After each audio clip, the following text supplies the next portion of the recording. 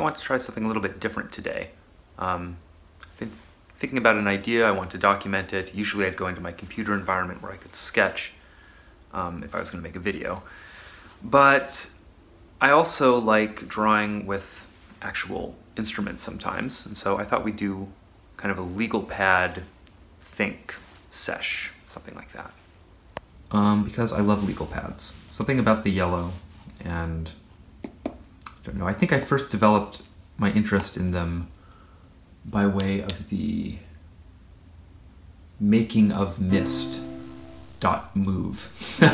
file that was included in the Myst CD-ROM. The Miller brothers who designed that game did all of their design work on legal, or a lot of it on legal pads for some reason, and it just kind of cemented the legal pad in my mind as the artist's sketchbook tool of choice. It's ridiculous because it's terrible for, you want like a blank white page probably, but especially if you're doing drawing, which is mostly what they were doing, is maps and stuff. But something about it, I don't know, it's just, it's nice.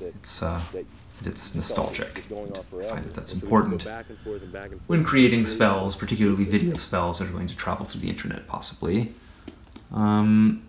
Because I'm more and more cognizant that we're making spells, I also want to take the time to establish the right feeling for this spell. I think I'm going to make this yellow. And I do think it probably makes sense to light a candle, but I don't want to light the red twins. That's might make this a somewhat dangerous spell, I don't know.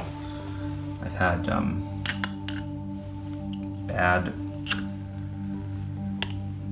experiences with red twinsy omens in the real world, so okay. Well, in fact, the topic is spells, more or less.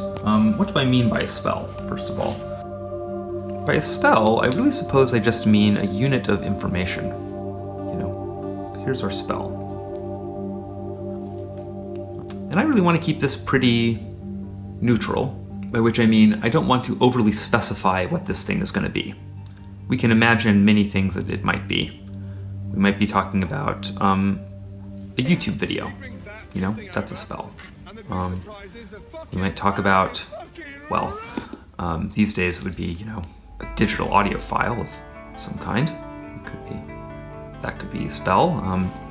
I like compact discs, by the way. This Ferinoculum CD release is probably the coolest disc I own. Because it actually has a piece of video art like physically instantiated in it with this display, which I find to be quite an incredible thing. Anyway, it could be that could be a spell. It could be, like some of the stuff we just looked at, there could be something else like a book. It could be an image, you know.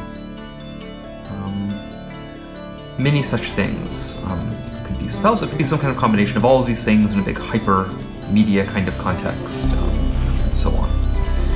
It could be something much more simple than any of these things. These are examples of kind of media examples. It could also just be something like a facial expression. You know. It could be utterance. That's one small step for man. This could be a mouth vocalizing. It could be a gesture, right? Like a dance could be a spell. So it's really anything that can carry pattern. Video cut off right there because my phone got full, so I had to go delete mini spells in order to make space for this spell.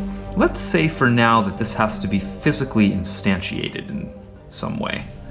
You know, this is the electronics engineering symbol for ground, so I'm implying that the spell has to be made earthly in some way. Now this is a little tricky because maybe you can make a spell in your mind and telepathically transmit it to another adept somewhere. I've experienced weird things sort of like that, so I think that is possible. However, even in this case, I think the spell is still instantiating in the brain matter in both cases, so it still has some kind of a earthly component. In any case, the idea here would be that a spell is simply some kind of physically instantiated something that one intelligent system might develop in order to transmit, some kind of an idea to another intelligent system. And so that thing that happens in the middle is the spell.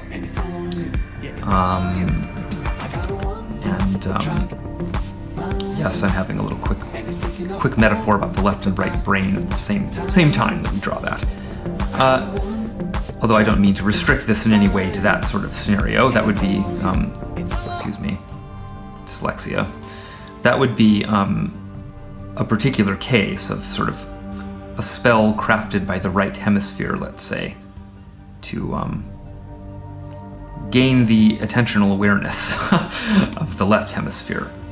But it could also just be two people having a conversation, Blah, blah, blah. The conversation is a bunch of spellcraft in this view. Now, why do I say spell and not just some other more standard way that we could communicate information? The idea of information itself. And I use spell for a couple of reasons. One is just because it's cool, and I like to be cool, I guess. Another reason is that it, first of all, implies that we're talking about a particular sort of information, which is information designed by, like I said, intelligent systems in order to produce some kind of effect. That's basically the idea of a spell. So we can't really describe sort of arbitrary information in the environment as a spell, precisely.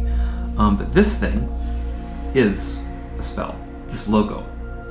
That logo was crafted by a human being or some team of human beings in order to produce particular effects in the world. So that's a spell. By the way, I don't know if it has to be particular effects, just though that it's made with intention and to transmit in some way. So that's partially why I select the word spell. But it's also to imply that once the spell is made, it might have various sorts of effects that you don't anticipate. So that's getting a little bit to the, Sorcerer's Apprentice idea. Where, he casts a spell that multiplies all the brooms, that then kind of becomes sentient, and he thinks at first that he can just kind of make them his slaves and have them do his bidding, but he doesn't really think through the consequences of his sort of automation scheme, and it backfires in a terrible way, and so on.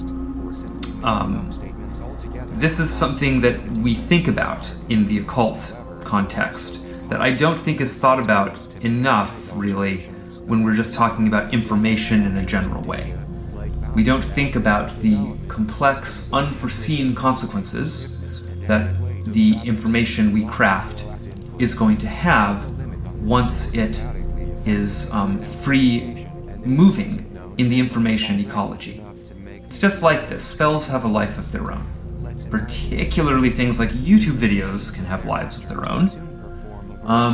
And so I think, in the end, that if we think about this in terms of spells and spellcraft, we're much closer to the reality of the situation than if we use some stupid clinical designation.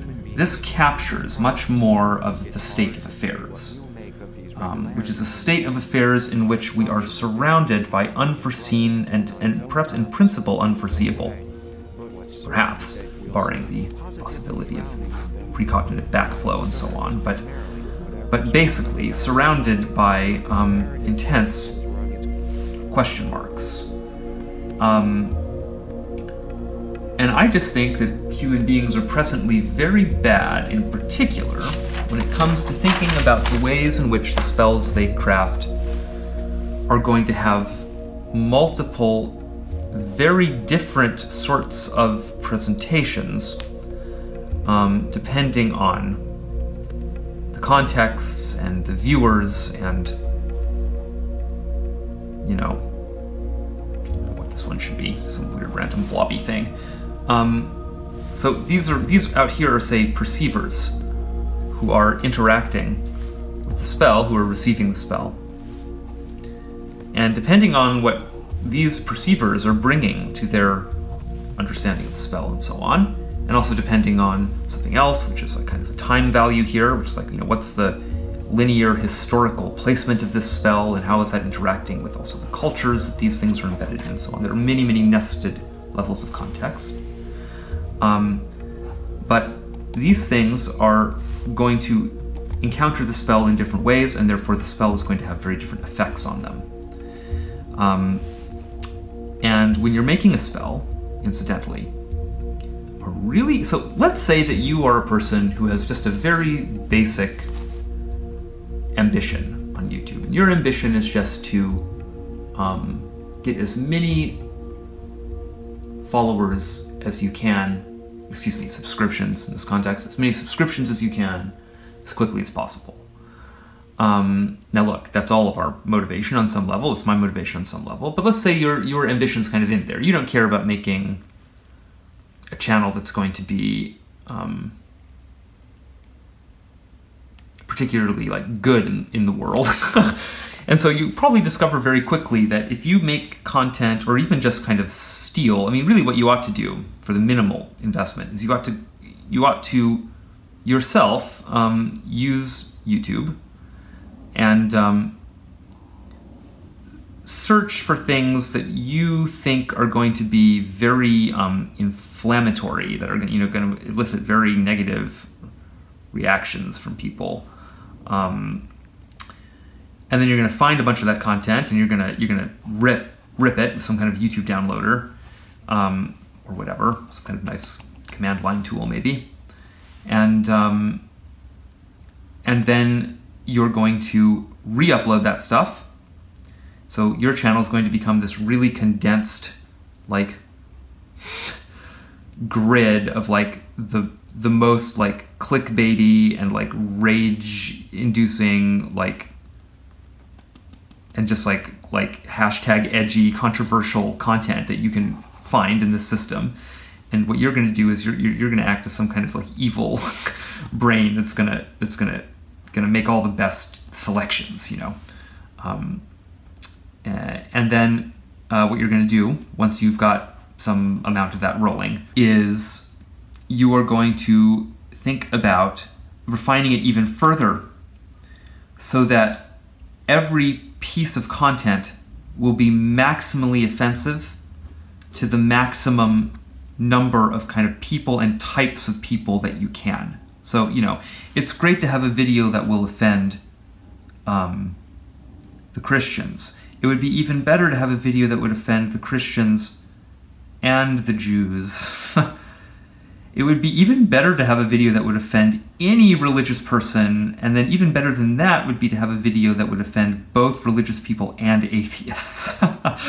Because that's just going to increase the engagement. The more categories of viewer that you can catch with your spell, if we're thinking about the spell here as a kind of bait in this context, kind of literal clickbait, I don't know, I'm lost here in terms of what passes for literal or not anymore once we start figuring in symbolism and all this. But I just mean to say that if you start to optimize for this kind of picture, you can probably really climb this network really, really fast today in 2019, because also we're in a state where people are very emotionally reactive and they're not really thinking about how they interact with YouTube and what's a healthy way to interact with YouTube. And so they might spend a lot of time in front of it just watching things that make them very angry for kind of no reason and so on. So there's just lots of easy marks out there that you could catch with a spell like this. Now look, I almost hesitate to even describe a spell like this because I think it's just a noxious, terrible thing. It's like a pollutant in the information ecology. I would really like to see things like this be detectable by algorithms and kind of sort of de-emphasized somehow in the network. I think that's, there are lots of complicated questions there to do with how much is too much when it comes to curating an information garden and so on, but presently we're just really vulnerable to this kind of thing, and it just kind of just perpetuates trash content. I mean, some of that's okay and good, like this could be a beautiful thing.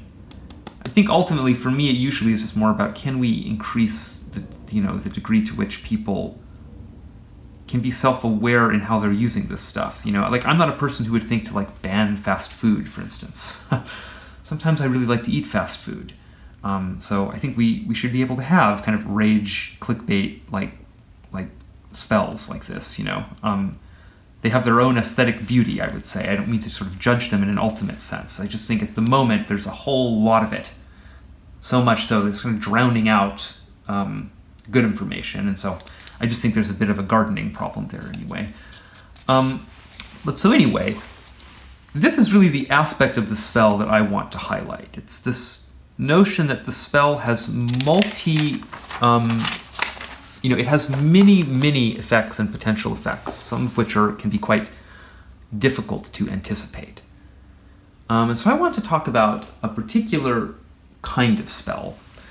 And I encountered this in a particular context on the internet. I'm wondering if I should mention the context or not. I think I won't, actually. Speaking to, this kind of optimization idea. The more neutral I can keep it, the more people can imagine their own examples. Of course, if you don't provide some examples, it gets too abstract and so on. But anyway, let's just jump into the idea. I've been thinking a lot lately about culture. Let's just get that up here. Here's a bit culture. And culture consists of many things. I would say, first of all, there's a kind of a conscious half to culture and an unconscious half to culture. That's meant to be a closed eyelid there. I'm going to focus today on the conscious half, I think, and say that within the conscious half, there is and probably always will be something that we might call mainstream culture. MC.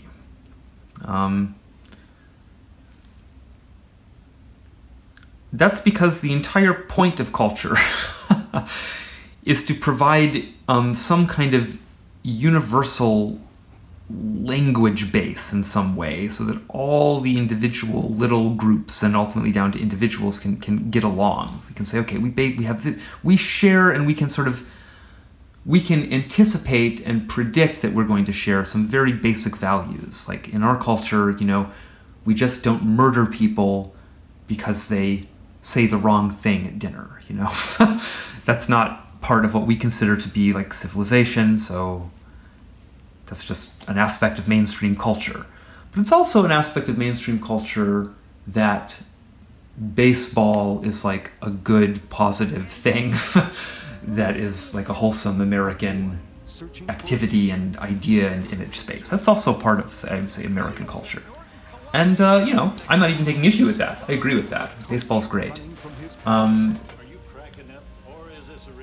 It's interesting how certain things like that can emerge as, why baseball? I mean, you might also say American football. But, why not rugby? Why not proper soccer, i.e. what the rest of the world calls football? Why not, just any number of other weird things, Why not track? I was a runner. That was the weird loner that I could relate to athletics was running for long periods of time by myself and then having these weird endorphin, sort of like psychedelic endorphin rushes at the end of it, So why those things and other things? Well, that's a complicated question. I don't want to try to open that up today. I just want to note that in opposition to whatever this thing is, then there are all these weird outlier groups. And these are subcultures. And you might draw these within the main culture, in a nested kind of way, but for the purposes of this diagram, I want to highlight the fact that there's an opposition going on here. And so these are and some of these are very, very small. And the smaller they get, the more... I'm going to have to put my phone on silent. Someone is trying to communicate with me. It's not an opportune time. By the way, if anyone out there is feeling like they're glued to their phone, and like when a text comes in or an email comes in, or like even when it's a really close personal friend, or if it's a work-related thing or something, and man, you do not have to deal with that level of stress. Just put your phone on silent sometimes. Anyway, when you're in a marginalized group, this thing is very oppressive and very scary in various ways. And I'm someone who knows a fair bit about that, in fact. I get that through multiple areas in my life. Mainstream culture has always been a very kind of antagonistic force for me in my life. Although I should also say there are obviously many people in the world that have an even more antagonistic relationship to this thing. Because for me, I've always been able to hide. I've always been able to pass as just a normal member of mainstream culture, so I've always been able to kind of move into it and inspect it internally a bit, which is a bit of a superpower if you can do that, by the way, if you can kind of pass a bit freely in between these groups. I often have a bit of suspicion from people in the groups that I really truly end up identifying with, like initially when I first meet people and so on, because well, they see a lot of the Libra, but I keep the Scorpio a little more reserved for closer friends and so on. Because, especially if you're a person who identifies with one of these marginalized groups very young, and your whole kind of childhood and perhaps definitely your adolescence and so on are lived within a culture that either is not representing you, and perhaps it's more than it's just not representing you, but that it's actively hostile towards you in some ways. And maybe many of the ways it's hostile towards you are in fact emerging from its unconscious half, which is even worse because it's very hard to get the conscious half to pay attention to the unconscious half in an actual human being, much less in this big, weird, distributed sort of cosmic man that is the culture, And so that can be very bad. And so when you grow up in a marginalized community, or not in a marginalized community, that was something you would find later. It's as you grow up simply as a marginalized person. This phone is not respecting my desire to be on silent. That seems very bad. When I put that, when I tap that moon button, I really mean it, Apple. I don't want notifications to keep coming in. I don't want to have to interrupt shooting my video to turn my phone off and on again in order to make that setting actually stick.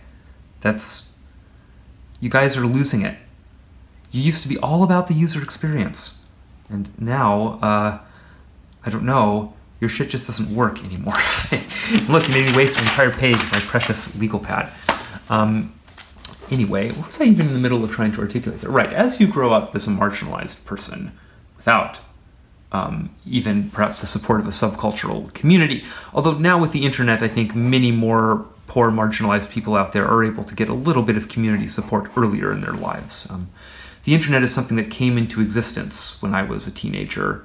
It was very larval and primitive, but even in that primitive stage, I was able to see that, there are like-minded people out there in the world. They're just so far away from me, et cetera, et cetera. So that's, I think, mitigating. It's a way in which information technology is mitigating this stuff a little bit. But it's also created a new kind of problem, or it's enhanced, rather, an old problem as well, which is the problem that, okay, so here's now how this works. I'm a marginal person, and my identity is under constant oppressive attack, just as a kind of default state, because the whole world is just not made for me, Everywhere I go, I'm encountering statements and interactions and expectations that are just deeply out of sync with who I am as an individual. And so in that kind of situation, it becomes very important to develop spells, kind of reflexive spells, that you can use to boost your ego. You don't have the problem that some people in mainstream culture might have of a big inflated ego, because your ego is constantly, or on some level, being like assaulted by the culture. And so to just maintain your basic kind of center, you have to kind of remind yourself all the time, I'm a valid person, my way and perception and existence is just as valid as all these other, et cetera, et cetera, et cetera.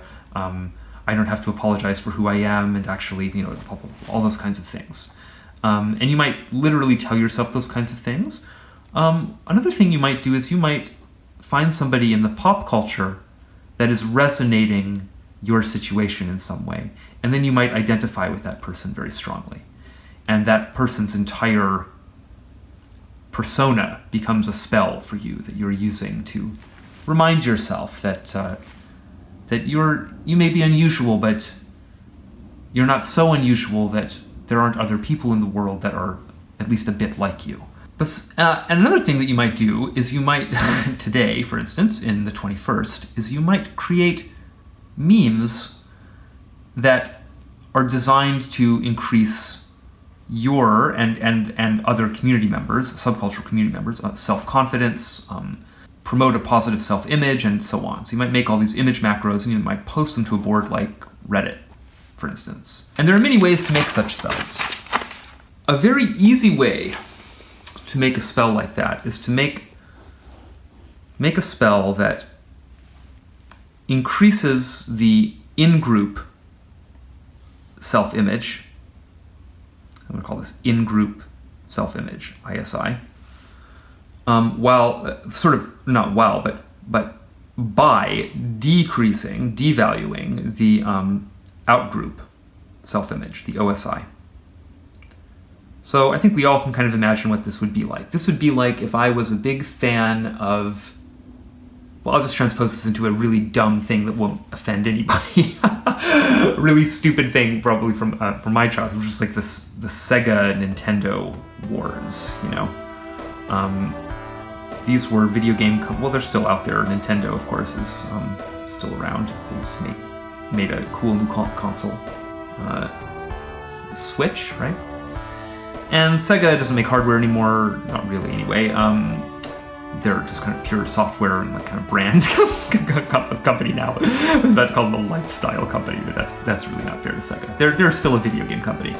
But in any case, I grew up in the Middle East, and we were Sega people, and that wasn't unusual where I grew up. That was, everybody had a Mega Drive. That would be what the rest of the world called the Sega Genesis. In the States, though, it was all about Nintendo. And in any way, I used to have sort of debates and fights with my childhood friends about what was better, Nintendo or Sega. And I don't know what happens in these fandoms today, but if we were to go look it up, I bet we would find on Sega fan communities, I bet we would find very many memes that just kind of make people in the Sega group feel good by making fun of Nintendo in some way, and probably also vice versa. Although I don't think this is really a war that exists anymore, so probably none of this exists. I don't know. But at the time, the advertising was kind of that way. So the advertising was creating spells like that. It's Sega does what Nintendo don't, things of that sort. And so anyway, that's an easy spell to make, and it will definitely have this effect. It will definitely increase the self-image of the in-group, and this can be a hugely cathartic thing. If you were really a marginalized person, it's oh my gosh, we can all come. We've got a little group of marginalized people, and we've been made fun of our whole lives, but now we can form our little group and we can laugh at the big dominant culture. The big mainstream culture, we can just mock it and and have a shared humor about that. And that's a very positive and healthy thing to do. So I don't want to unduly criticize it, but I do want to call attention to a very big problem with this particular kind of spell. The problem with that kind of spell is that it has a really huge hidden cost that people in the in-group rarely think about. And the cost is what happens when someone from the outgroup sees it. That's all. What if I'm a Nintendo fan and I come along and I see this thing making fun of Nintendo? That's going to increase, or it's going to decrease my self-image probably. I'm going to feel like someone's making fun of this thing I really love, and this is going to be kind of a negative experience for me. And, I'm using this stupid example of Nintendo and Sega, but imagine it's something much more personal. Imagine we're talking, for instance, about sexualities. And someone's making fun of a particular kind of sexuality. And maybe the person maybe they're making fun of it, maybe they're just making fun of heterosexuality, let's say. Let's say this is a group of people that are non-normative in some way. And they've come together on their own pocket of the internet, and they're going to make fun of heterosexuality a little bit. And now here comes some heterosexual person who's probably been very, maybe this person has been very kind of sheltered in their life, and they've just never been made fun of before because they just sit very comfortably in the mainstream culture. And they show up somehow, who knows how they can find their way to this, what ought to be, and this is sort of the next part of my argument, what ought to be maybe a kind of quarantine space in some way, Currently, this stuff is just all out there. Everybody can look at anything. This guy comes along, or this gal comes along and sees some kind of thing that is very directly sort of casting mockery at some primary aspect of their identity. Perhaps something to do with kind of the lower chakras, so something to do with their sexual identity or gender identity or so on. Well, that's just very unfortunate. I think that makes this kind of spell rather rotten, because, okay, it's increasing self-image over here, but it's doing the opposite over here, and so we're not really gaining a net positive increase in self-image in the whole culture. We're just kind of shifting shame around endlessly. And so these kinds of spells, I consider it's as if they're just kind of spewing pollutants into the environment.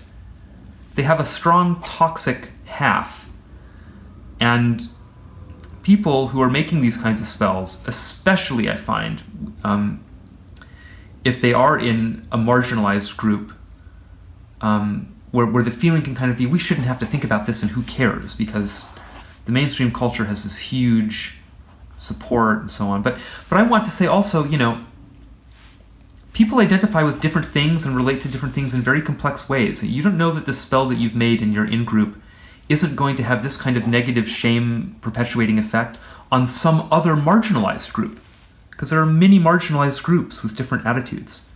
And you might think, oh, we're making fun of the big hegemonic structure, and so that's okay because punch up, or et cetera, et cetera. I don't really agree with that kind of nonsense, but let's say that's part of your rationalization for it.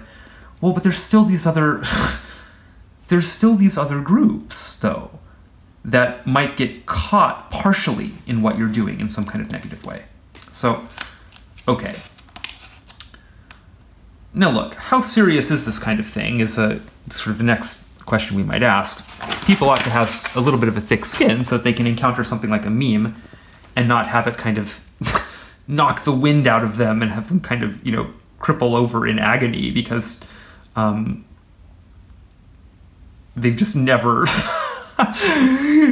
seen somebody else's negative perception of them before or something.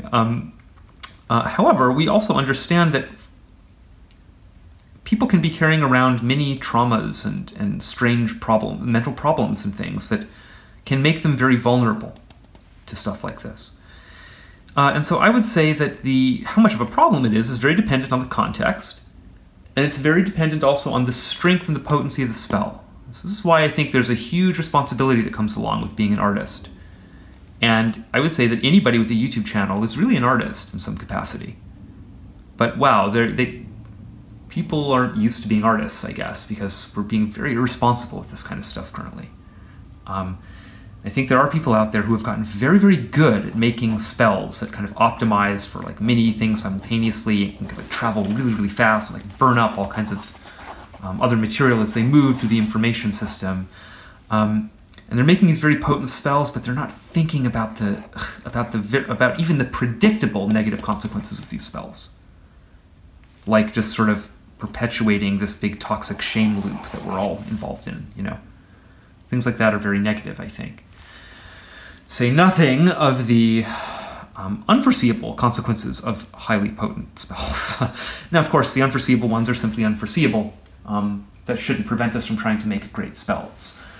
It's just that we need to also think about ways of mitigating and managing the unforeseen effects once they are seen, as eventually they will be effects that we can just look at because they will probably slap us in the face in some way.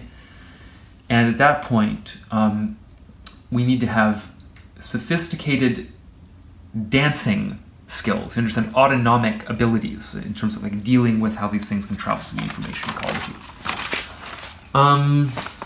So I'm not sure exactly. So this is, I'm just kind of trying, I guess I said I was building an argument. I'm now realizing I've kind of already rendered my own argument a little inadequate. So I don't think I have an argument so much as I have just a plea to think deeply about this problem space. I would like to think more about this. I think there's probably something like a theory here that could be developed that might be generally useful to anybody making information in the information age. And maybe to culture as a whole. You know, I'm not interested in destroying culture. I'm not even interested in destroying mainstream culture. I'm interested in getting everything working together so that we can unlock a very special potential that exists when things are resonating in balance and sympathy. So, okay, that's it for that thinking with legal pad party this morning. Well, okay, I guess that's it for this one. Thanks for hanging out, and see you in the future. Bye.